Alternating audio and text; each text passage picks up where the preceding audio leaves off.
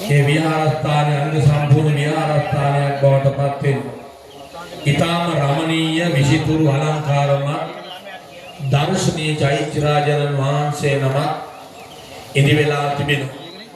දක්ෂ ශිල්පින්ගේ දෑතින් නිමවුණු මේ චෛත්‍යරාජයන් වහන්සේ ඔබ කාටත් වන්දනාවට අවස්ථාව ලැබෙනවා.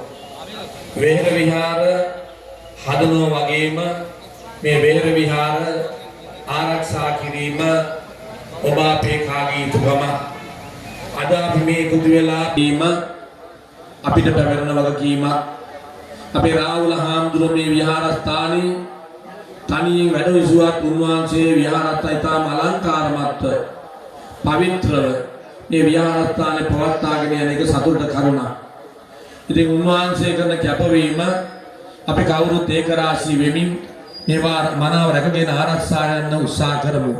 බොහෝ පින් සිද්ධ වෙන බොහෝ ආනිසංස සිදු වෙන පින්කමක් ලෞතර බුදුරජාණන් වහන්සේගේ ශාරීරික ධාතුන් වහන්සේලා තැන්පත් කරලා බුදුරජාණන් වහන්සේ වෙනුවෙන් බොහොමන් දැක්වීම සඳහායි මේ දාගබ් වහන්සේ නිර්මාණය වෙන්නේ.